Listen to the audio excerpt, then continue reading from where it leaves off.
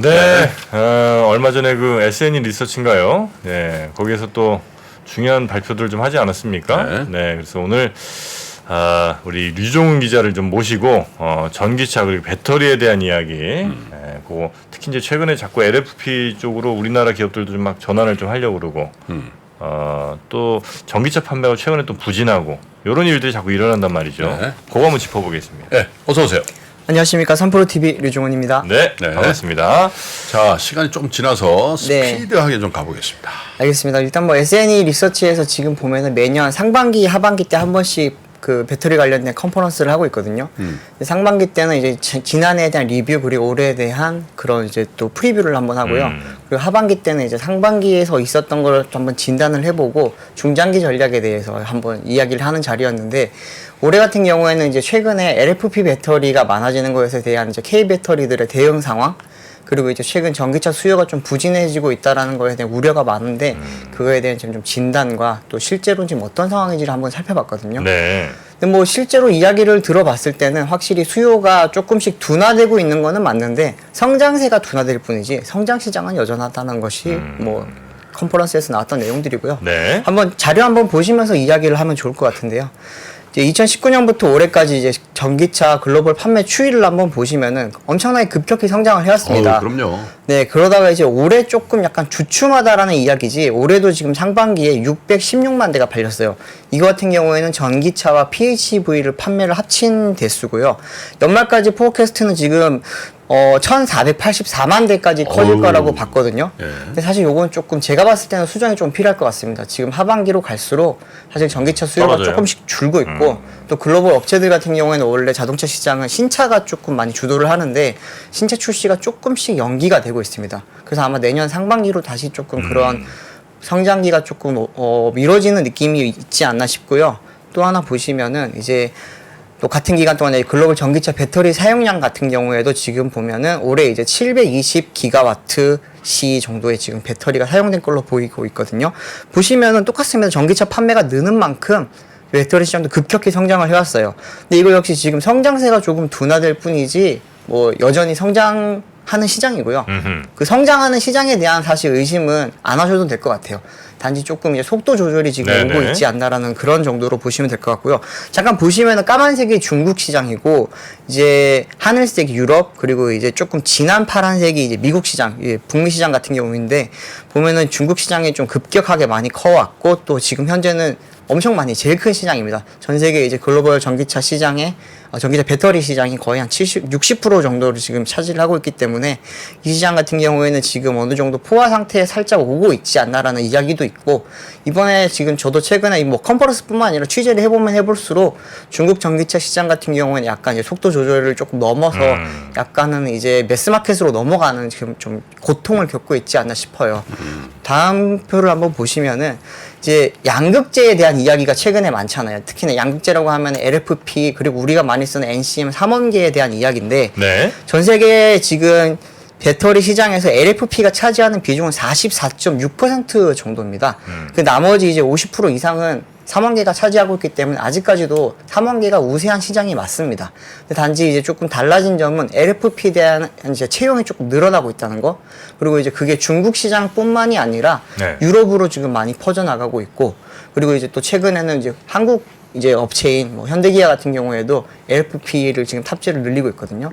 현재로서는 지금 기아가 이제 어제 출시한 레이 EV에 이제 CATL에 이제 BYD 배터리가 CATL에 이제 LFP 배터리가 처음 들어갔고요. 이제 다음 달에 이제 10월 달에 중국에서 출시하는 기아의 EV5라고 하는 전기차가 있거든요. 네. 그 차 같은 경우에는 뭐 스포티지만한 그런 전기차인데, 그 차 같은 경우에는 BYD의 이제 LFP 배터리가 처음으로 들어갑니다. 쌍용도 어제, 쌍용이 아니죠. KG 모빌리티도 어제 이제 공개를 했던 그 토레스 EVX라고 하는 또 네. 신형 전기차가 있거든요. 이 차 같은 경우에도 이제 BYD의 LFP 배터리가 들어갑니다. 근데 LFP 배터리가 이렇게 늘어나다 보니까 지금까지 없던 차가 새로 생겨서 너무 많아지는 거 아니야 라고 느낄 수가 있는데, 여전히 전기차 시장의 지금 중심은 NCM으로 가고 있다라는 거고요. 국내 업체들도 새로 나오는 차들은 아직까지도 NCM이 훨씬 많습니다. 그리고 지금 중국 제외하면 NCM이 많은 거죠? 중국 제외하면 NCM이 아직까지 거의 대부분이고요. 근데 이제 중국 제외한 시장에서도 NCM 뿐만 아니라 LFP가 점점 늘고 있는 건 확실한 겁니다. 네. 그리고 다른 제가 표를 잠깐 보시면 이제 그거에 대한 증거 자료인데요. 중국 전기차와 이제 배터리 글로벌 시장 점유율을 한번 살펴보실 필요가 있는 게 과거에 중국차 같은 경우에는 중국 전기차는 중국 시장 내에서만 판매가 됐거든요. 근데 이제 유럽이라든지 일본이라든지 이쪽으로 점점 많아지고 있고 특히나 이제 동남아시아 지역에서는 이륜차 중심으로 지금 많이 판매가 되고 있습니다. 한번 옆에 표를 보시면 글로벌 시장 이제 중국을 제외한 시장입니다. 중국 제외한 글로벌 시장에서 중국 OEM 점유율이 2019년도 때는 4.8%밖에 안 됐거든요. 근데 올 상반기를 보시면 11.8%고 아마 연간으로 따지면 아마 12에서 13%까지 아마 더 커질 걸로 지금 예상이 되고 있거든요. 이거 같은 경우에는 최근에 이제 유럽 시장에서 판매가 된 게 좀 많이 주요를 하고 있는데 유럽에서는 지금 사실 유럽은 자동차가 굉장히 비싸거든요. 한국이나 미국보다도 거의 1.5배 비싼 나라인데 네. 그러다 보니까 뭐 중국 전기차에 대해서는 반감도 있지만 어쨌든 서민층이라든지 약간 좀 소득 수준이 낮은 곳에서는 어쩔 수 없이 사는 사람들도 많아집니다. 이게. 네. 그리고 이제 중국 전기차가 거기서는 뭐 거의 한 60% 가격밖에 안 돼요. 그렇기 때문에 예를 들면은 뭐 5천만 원짜리 전기차를 사야 된다면은 독일차를 샀을 때 중국차를 사면 3천이면 살 수가 있어요. 그러다 보니까 점점 점유율이 늘고 있고 최근에 이제 일본 시장에도 이제 중국 차들이 들어가기 시작했거든요. 일본에? 네. 일본이 원래 수입차의 무덤이잖아요. 근데 그 나라에서 지금 예상외로 조금 반응이 오고 있다고는 합니다. 한국 차도 지금 가서 실패를 했거든요. 아이오닉 5 같은 경우에도 지금 다시 한번 절치부심해서 들어갔다가 지금 판매량이 거의 처참한 수준인데 중국 전기차는 가격을 완전히 지금 강점으로 내세우다 보니까 거기서도 이제 최근에 젊은 층 중심으로 자동차를 안 산다는 분위기가 많거든요. 소득이 높고 막 그러다 보니까 이제 자동차에 대한 수요가 떨어졌는데 중국차가 약간 좀 재미가 있어요. 좀 예쁘기도 하고 그리고 이제 한번 호기심에 지금 접근하는 사람도 많아지고 있다 보니까 중국 전기차가 무시했다가 약간 지금 이렇게 봐서는 안 되지 않겠냐라는 이야기가 있고 그 옆에 있는 표를 한번 보시면은 이제 또 배터리 점유율입니다. 이게 조금 더 커요. 배터리 점유율 같은 경우에는 뭐 한국 차들도 지금 넣고 있고 특히나 유럽 차들 같은 경우에는 중국 배터리를 엄청 많이 채용을 하고 있거든요. 그러다 보니까 2019년도 때 중국을 제외한 시장이에요. 거기서 이제 9%였던 지금 중국 배터리 점유율이 지금 올 상반기 때 32.9%까지 저 중국 내수 빼고예요? 예, 내수를 뺀 시장입니다. 저렇게 늘어요? 네, 그렇기 때문에 이건 좀 이제 중국 배터리에 대해서는 더 이상 무시를 하면 안 되는데 그렇다고 우리가 걱정만 하고 있을 수는 없어요, 사실은. 이번 포럼에서 이번 컨퍼런스에서 많이 이야기가 나왔고 질의응답이 나왔던 게 중국이 지금 각형 배터리, LFP 배터리 이렇게 많이 늘리고 있는데 네. 한국이 지금 그러면은 우리 K 배터리들은 3원계로 계속 가도 괜찮냐? 위기가 아니냐 이런 이야기 많았거든요. 그러다 보니까 이제 엔솔이라든지 SDI, SK온에서는 이번에도 확실한 또 대안을 보여줬습니다. 사실 우리나라 같은 경우는 앞서 계속 말씀드렸지만 NCM 같은 그런 3원계 기술이 좋아요. 네. 근데 우리가 지금까지 많이 했던 기술은 하이니켈 기술입니다. 예를 들면 니켈 비중을 80%까지 높이고 코발트랑 그리고 이제 망간 비중을 10%를 해서 장거리 전기차 네, 멀리 네, 갈 네. 수 있게 그리고 성능을 높이 낼 수 있는 그런 전기차 위주로 갔었는데 앞으로는 이제 우리도 미드 니켈 예를 들면 뭐 니켈 비중을 50%그 이하로까지 만드는 그런 그 배터리를 지금 만들려고 하고 있고 좀 싸게 만들 수 있어요? 그러면 조금 싸게 만들 수도 있고 또 안정성을 높일 수가 있어요. NCM에 대한 지금 약간 반감 중에 하나가 안정성이 낮다라는 거에 대한 게 조금 있거든요. 이 니켈이 원래 폭발력이 크다 보니까 불난다. 전력을 많이 그 힘을 낼 수도 있는데 또 반대로 생각하면 그 정말 화재 위험도 좀 있거든요. 또 다른 하나는 코발트 프리 배터리가 요즘 좀 많이 뜨고 있습니다. 코발트가 뭐냐면은 그 배터리 안에서 3원계 중에서 네. 안정성을 차지를 하고 있는 게 코발트랑 망간인데 코발트 같은 경우에는 중국 비중이 우리가 90%예요. 수입 비중이. 그리고 대부분의 글로벌 시장에서도 지금 코발트에 지금 중국이 차지하는 게 한 95% 정도 차지를 하거든요. 그렇기 때문에 전 세계적으로 코발트 프리 지금 그 배터리를 만들려고 하는데 국내 이제 3사들이 역시나 기술력이 좋기 때문에 거기에 대한 지금 대응책을 많이 마련을 하고 있고 이거 같은 경우에는 빠른 시일 내에 볼 수 있을 걸로 지금 보입니다. 시기를 정확하게는 말은 안 했는데 제가 취재를 해보니까 한 2025년 정도부터는 아마 양산이 들어갈 것 같고요. 네. 그러면 이제 중국에 대한 우리도 의존도를 많이 낮출 수도 있고 또 가격을 많이 낮출 수가 있어요. 니켈 비중을 낮추고 코발트가 제일 비싸거든요. 사실은 그 비중을 낮추게 되면은 LFP 배터리와 지금 한국이 쓰는 그런 3원계 배터리 가격 차이가 어떻게 볼까요? 한 LFP가 3원계의 한 60% 정도? 뭐 저렴하게 공급하면 반값으로 공급을 하긴 하는데 그 정도인데 그 비중을 한 80% 정도까지 낮출 수 있다고 플레이를 하면 네. 그렇기 때문에 지금 이제 국내 업체들도 가격 경쟁력을 높이면서 안정성을 높이는 그런 전략을 가져가고 있습니다. 근데 이제 중국 배터리 시장이 이렇게 지금 커지고 중국 전기차 시장이 커지면서 우리나라 전기차 그리고 우리나라 배터리 업체들이 힘들지 않겠냐라는 지금 걱정이 많이 나오고 있는데 사실 가장 많은 피해를 보고 있는 곳은 사실 테슬라입니다. 테슬라 같은 경우에는 보시면 아시겠지만 중국 시장이 엄청 큰 시장이거든요. 제가 조사를 해보니까 상반기 기준으로 이제 테슬라가 글로벌 시장에서 88만 9천 대를 팔았거든요. 이 중에서 중국에서 29만 이제 4천 대를 팔았고 북미 시장에서 33만 6,800대를 팔았습니다. 그렇다면 이제 비중을 한번 따져보니까 테슬라 전체 판매에서 중국이 차지하는 게 33% 정도 돼요. 근데 그러다 보니까 이제 중국 시장 포기할 수가 없는데 중국 시장에서 지금 시킨 게임이 일어나고 있거든요. 전기차 가격 경쟁이 엄청 심화되고 있어요. 그러다 보니까 200개 정도 달했던 중국의 전기차 업체들이 최근에 한 80개 이하로 줄었거든요. 네. 그래서 제가 한번 알아보니까 지금 이게 거의 아마 정부에서는 10개에서 15개까지 지금 줄일 계획을 하고 있고. 중국이. 예. 근데 이제 중국이 치킨 게임을 하게 되면은 다른 글로벌 업체들이 지금 힘들어집니다. 사실은 폭스바겐이라든지 뭐 벤츠, BMW, 가격 경쟁 현대차. 너무 하니까. 그렇죠. 중국 시장에서 가격을 낮추게 되면은 북미에서도 낮춰야 되고 북미에서 낮추면 유럽에서 낮춰야 됩니다. 그럼 결국엔 우리나라 시장까지 낮춰야 된단 말이죠. 근데 그런 글로벌적인 치킨 게임이 벌어지다 보니까 이제 어쩔 수 없이 지금 다들 가격을 낮추고 있는데 완성차 업체들 같은 경우는 내연기관이 있잖아요. 그러다 보니까 전기차에서 가격을 낮추면서 마진을 어떻게 빼면서 내연기관에서 지금 갖고 있던 마진을 어느 정도 지금 보완을 하고 있거든요. 근데 테슬라 같은 경우에는 지금 그렇게 할 대체가 없어요. 그러다 보니까 최근에 이제 실적을 보시면 아시겠지만 영업이익률이 10% 초반까지 갔다가 이제 10%가 깨졌잖아요. 이제 3분기 때는 어떻게 될지 한번 두고 봐야 되는데 2분기만큼 안 좋을 거라는 이야기가 많거든요. 그 이유 같은 경우에는 지금 가격을 계속 낮추고 있고 또 주력 모델 중에 하나였던 이제 모델 3가 이제 페이스 리프트라고 하는 마이너 체인지를 했거든요. 약간 소폭 부분 변경을 하면서 원래 안 하기는 유명한데. 네, 6년 만에 했습니다. 그러면서 얼굴도 조금 바뀌고 실내 이제 들어가는 좀 기능도 조금 달라지고 디스플레이도 달라지고 막 이렇게 됐는데 그러면서 지금 판매를 10월 달까지 지금 못 하고 있어요. 모델 3 같은 경우 생산을 못 하고 있기 때문에 그러다 보니까 판매량이 많이 좀 줄었습니다. 그리고 판매 가격을 낮추고 있어요. 지금 실제로 제가 한번 알아보니까 중국 시장에서 지금 모델 S랑 모델 X 이 고급 모델인데 이 차들은 뭐 많이 팔리는 차들은 아니지만 그래도 상징성이 있거든요. 이 차들을 최소 7%에서 15%까지 가격을 낮췄어요. 예.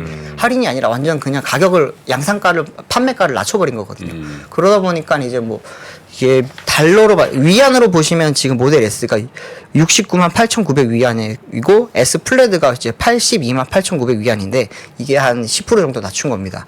모델 X 같은 경우에는 뭐 74만 8,900 위안이고 플레드가 이제 고성능 모델입니다. 이 차 같은 경우는 84만 8,900 위안인데 달러로 바꿔 보면은 한 11만에서 10만 정도 지금 달러 정도 수준이거든요. 근데 이렇게 낮추다 보니까 약간 중국 사람들은 그런 이미지로도 많이 산단 말이죠. 모델 S, 모델 X를 타면은 이게 내가 그래도 어느 정도 난 부자야. 나 돈 좀 있어. 이런 느낌을 주거든요. 그런 사람들은 대부분 벤츠, BMW를 가지고 있고 이걸 하나 더 사는 개념으로 사다 보니까 이 가격에 크게 신경을 많이 안 썼어요. 근데 이제 그런 사람들이 이제 그러면 테슬라가 이렇게 좀 가치가 떨어지는 거 아니야? 이런 지금 인식이 중국 내에서 조금 이루어지고 있거든요. 근데 그 틈을 지금 BYD가 들어가고 있어요. BYD가 최근에 왕양이라는 브랜드를 하나 출시를 했습니다. 왕양? 예, 현대차에 제네시스가 양왕. 있고, 양왕입니다. 죄송합니다. 양왕입니다. 예, 죄송합니다. 양왕. 양왕. 예.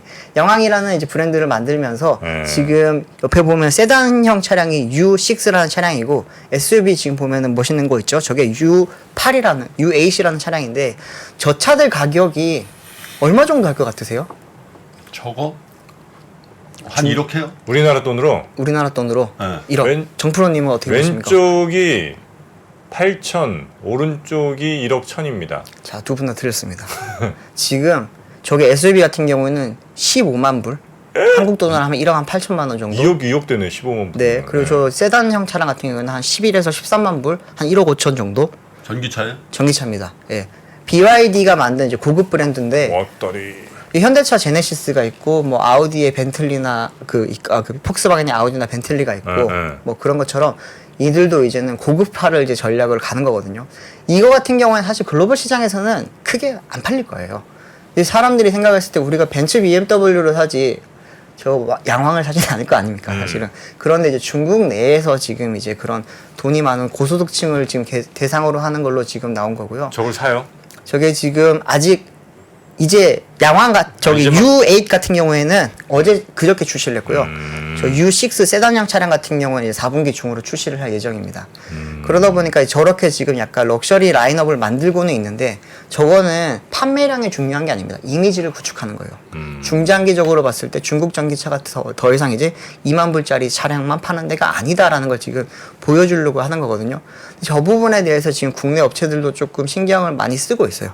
현대차 같은 경우에는 되게 무시했거든요, 사실은.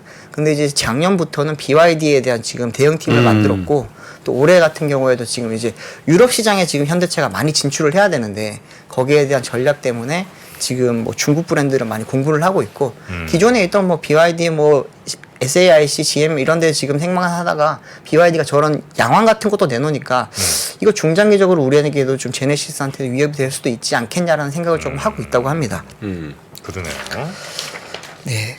또 CATL 이야기를 하면서 이번에도 나왔던 그 여러 가지 이야기 중에 하나가 그 셴싱이라고 하는 그 배터리 들어보셨죠? 셴신? 네, 얼마 전에 이제 CATL이 10분 만에 400km 가는 충전할 수 있는 배터리를 만들었다고 하면서 네네, 뉴스 나온 건 봤습니다. 네, 그게 이제 LMFP라고 하는 그 차세대 LFP 기술이거든요. 네. 망간을 집어넣은 기술인데 이거 같은 경우에는 뭐 1회 충전 최대 700km를 갈 수 있고 10분 만에 400km를 간다 하는데 저도 처음 들어갔을 때는 별 기술이 아닐 거라고 생각을 했어요. 배터리 양만 많이 늘리면 되고 케미칼 구조만 바꾸면 되지 않을까라고 했는데 배터리가 이제 급속을 하게 되면은 배터리 셀에 약간 부하가 걸리거든요. 그렇죠, 그렇죠. 근데 그 부하가 걸리는 기술력을 높여가지고 보통 일반 배터리들 우리가 쓰는 배터리보다 2배에서 3배 정도 높은 저항성을 갖고 있다고 해요.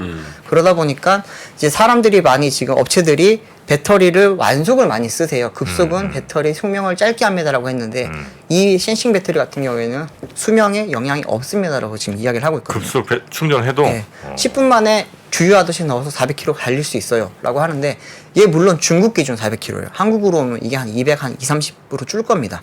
중국 기준보다 우리가 그래요? 좀 많이 타이트하거든요. 어허허. 네. 그렇다고 하더라도 이거는 굉장한 기술이고 또 달리 보는 또 시각에서는 이미 테슬라는 슈퍼차저만 써도 괜찮았다. 10년 이상 슈퍼차저만 쓴 10년이 아니라 10만 킬로미터 이상 슈퍼차저만 쓴 배터리 셀을 까봤을 때도 문제가 없었다.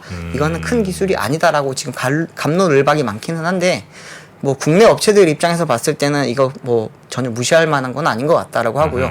거기에 대해서도 지금 우리나라 같은 경우에는 음극재 기술을 활용을 해가지고 조금 저항성을 높이고 속도를 높이는 기술을 높이고 있습니다. 한국 배터리들이 지금 기존에는 흑연으로 음극재를 많이 썼는데 실리콘 음극재에 대한 지금 비중을 많이 높이고 있고 그거 부분에 대해서도 지금 이제 양산을 좀 당기려고 하고 있습니다. 네, 조금 급하게 많이 했는데 하나 제가 보시면 좋을 것 같은 게 양극재 관련해가지고 하나 좀 표를 하나 준비를 해봤는데 양극재 시장이 이제 LFP와 NCM 시장으로 좀 나눠져 있거든요. 네. 근데 이제 지금 뭐 많은 분들이 걱정이 많아서 제가 이 표를 또 따로 준비를 했는데 보시면은 2030년이 이제 배터리 업체들이 많이 좀 생각하는 어느 정도 시장 성숙화되는 시기라고 보고 있거든요. 잘 보시면은 2030년에 이제 보면은 LFP는 4,735 뭐 킬로톤이라고 나와 있습니다. 저도 이 단위는 정확히 잘 모르겠는데 이제 NCM과 NCA 같은 3원계는 5,718로 조금 훨씬 큽니다. 네. 그리고 이제 또 국내 기업들이 보시면 지금 밑에 자세히 보시면은 제일 위에 에코프로가 보이실 거고요. 포스코 퓨처엠도 보이고요. LGC가 LG화학입니다. 국내 기업들이 사실 양극재 시장에서도 여전히 지금 강세를 보이고 있고 앞으로 2030년에도 강세를 보일 겁니다. 제일 밑에 보시면은 코스모라고 써있는 코스모 우리 신소재 기업이거든요. 뭐 약간 좀 미약하지만 그래도 조금 힘을 보태고 있긴 한데 네. 어쨌든 국내 양극재 기업들이 잘하고 있으니까 최근에 주가 빠져서 좀 걱정이 많은데 그 부분에 대해서도 많이 우려를 안 해도 될 것 같습니다. 그래요. 아이고 짧은 시간에 뭐 엄청난 내용을 많이 담아주셨는데 이거는 뭐 계속해서 좀 팔로우업을 좀 해주셔야 될 것 같습니다. 유영 기자 수고하셨습니다. 네, 감사합니다. 네, 고맙습니다. 외환위기 오는 거 아니에요? 금융위기 오는 거 아니에요? 이런 질문들을 좀 굉장히 많이 받았었습니다. 탐욕이 되게 강했을 때 위험자산으로서의 극단적인 쏠림이 나타나고 공포감이 극에 달했을 때 안전자산으로서의 극단적인 쏠림이 나타나거든요. 과거의 일이 미래에 똑같이 일어난다 이건 아니지만 그때 당시에 위기 상황에서는 어떤 공통점들이 있었는지를 보면서 우리가 대비를 하는 방법도 고민해 볼 수 있고요. 과거를 제대로 이해하는 순간 위기의 실체가 드러납니다. 오건영의 현실 경제 이야기를 서점에서 만나보세요.